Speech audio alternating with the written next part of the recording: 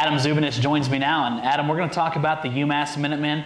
They're 2-1 on the season, and they're coming off a 52-38 loss to James Madison, a fellow football championship series team who was 7th ranked and actually knocked off Umass, who was 3rd ranked. That's right. A matchup pretty much between two of the two favorites in the Colonial Athletic Association. Two top 10 teams in the FCS or Division I, 2A, if you want to call it that. Played at James Madison, a good game. Really, James Madison just completely tore up UMass to start the game. Got out to a 31-10 halftime lead.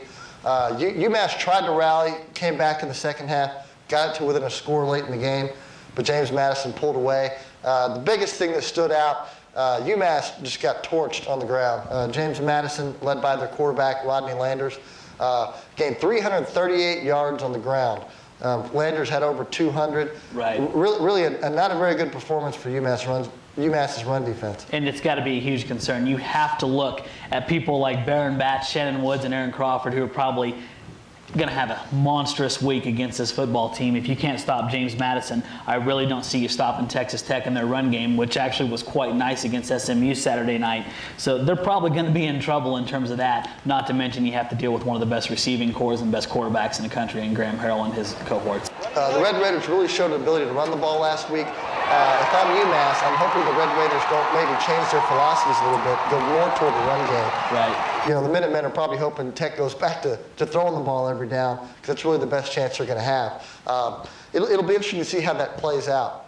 Yeah, you talk about quarterbacks, Graham Harrell. UMass has a pretty good quarterback in Liam Cohn. He's a 4-year starter for them, maybe one of the most decorated athletes in the history of the UMass athletic program. And this kid's good. He's done a lot of damage over 4 years at UMass. He is. He's a big senior with a good arm. He set just about nearly every passing record UMass has, whether it's single game, single season, career. Right. And it's interesting, among active quarterbacks in the NCAA, Division I and Division I 2A, Liam Cohen has the highest passer rating of any quarterback.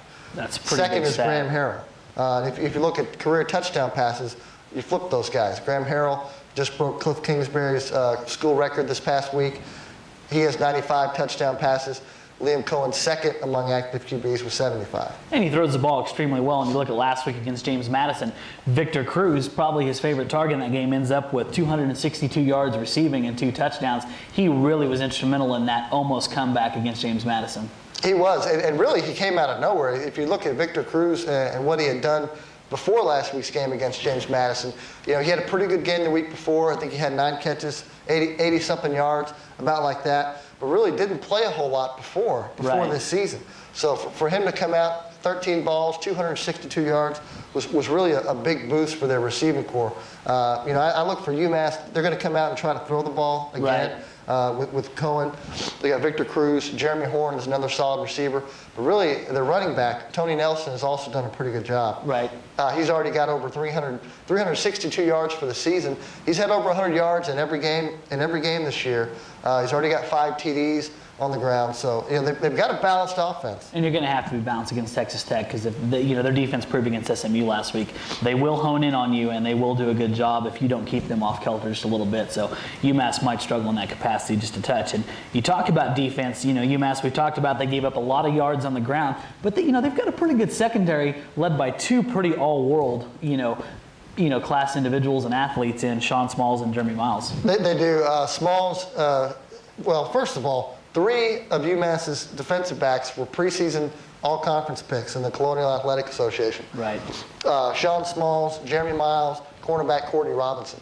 So these guys are good. They probably haven't done quite what they expected to so far. Right. The defense total has 9 returning starters, but they've been a little disappointed with what's happened so far, giving up 52 points and 42 points the last 2 weeks. Right. But it'll be interesting to see how UMass's secondary matches up with Tech's receivers. The Minutemen probably haven't seen someone like Michael Crabtree and these other receivers. They've been playing against these smaller school guys. It'll be a big challenge for them. I think that's still the strength of their defense, though. So it'll be interesting to see who wins that battle. Yeah, and if that wasn't enough to worry, I think we talked about earlier in the week, UMass is probably expecting to play in front of the biggest crowd that they've ever played football in front of. That's right. They're coming all the way to Texas. I think they've only played one other game in Texas in their history. It's over 100-year history. Right. and I think they've only played maybe 2 schools from Texas. So the Minutemen are coming down here. They're going to get a lesson in Texas football. Not so much. I think West Texas hospitality may not really apply to Jones Stadium. No. I think they're going to be in for a rude awakening when they get on the field Saturday. It'll be interesting. You know, one thing, UMass really has to avoid another slow start. They got way behind last week. Can't do that here.